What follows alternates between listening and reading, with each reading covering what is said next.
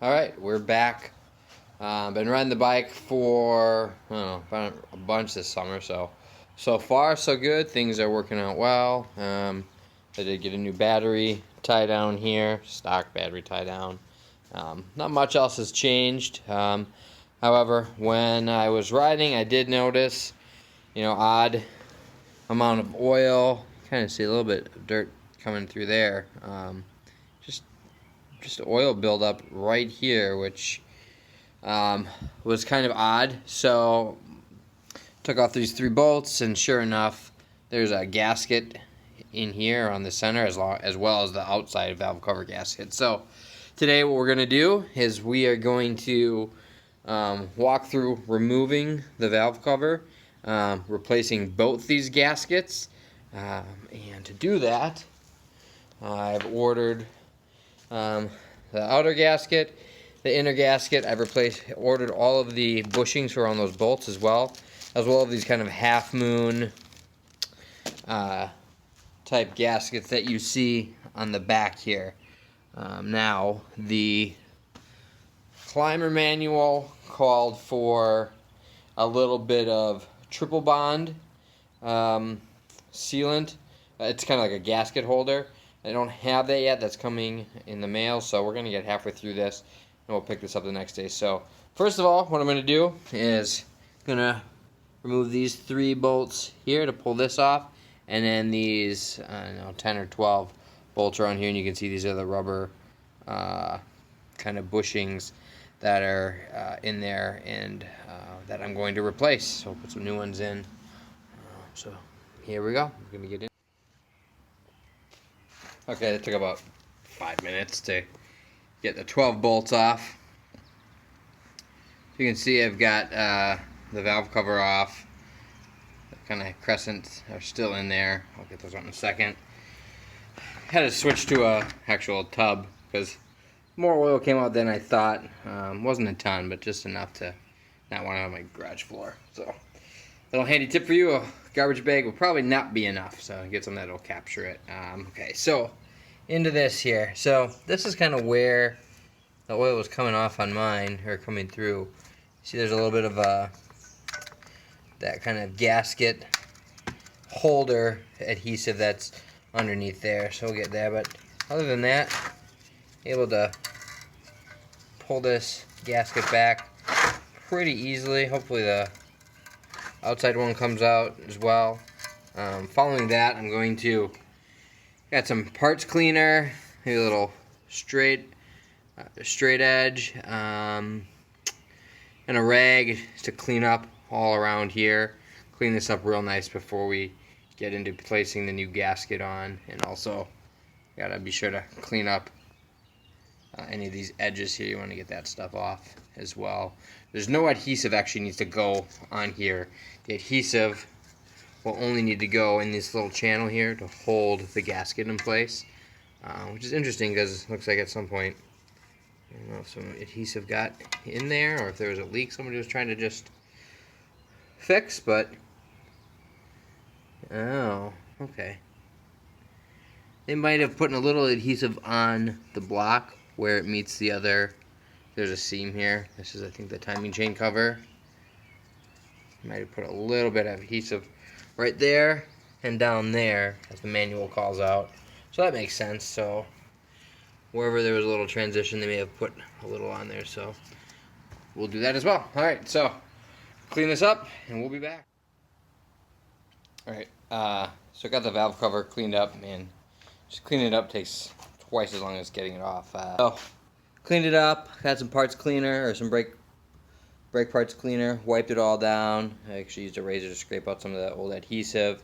The outside gasket, inside gasket, actually took it out with my garden hose, sprayed it out. Gonna let this sit overnight, dry up, because obviously I don't really want any moisture, any water in.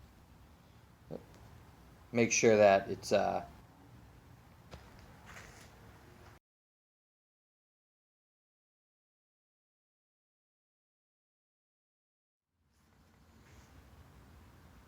Alright, so got the valve cover gasket cleaned up from the valve cover gasket cover. Sorry, it sounded weird.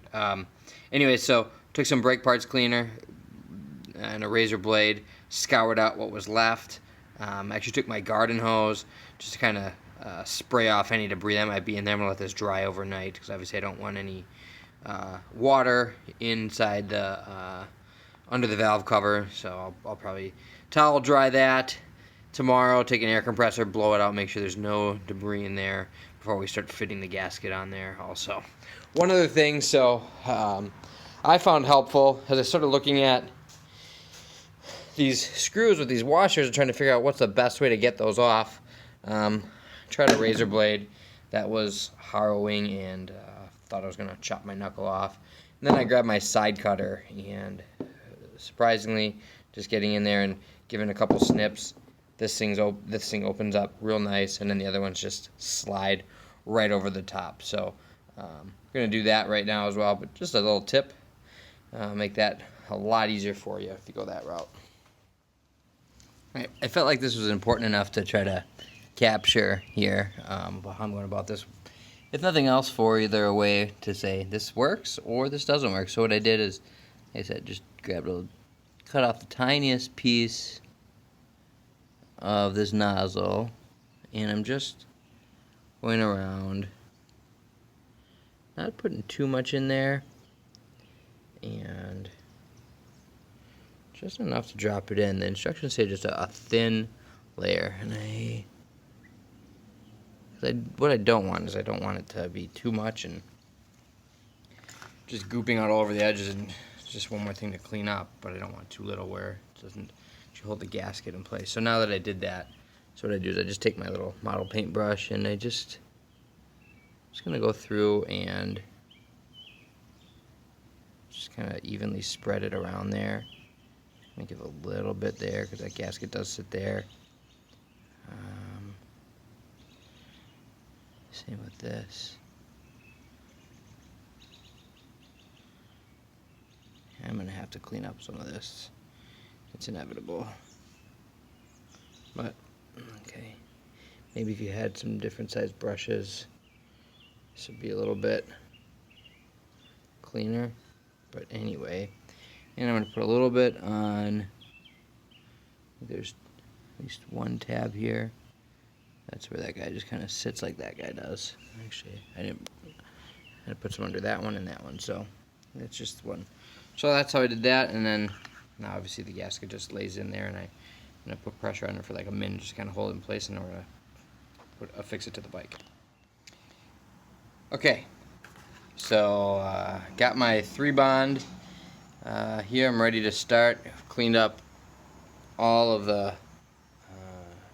I guess, buildup around the actual top of the valve cover. So a few things are going to have to happen. I got these little half moon guys, brand new ones. I'm going to pop them in there. But before I do that, I am going to just use a little, just model paintbrush and do a thin coat of 3-bond here over the inside of each one of these, so that when I put it in there, that's just gonna help it stick in place and give it a little extra sealant.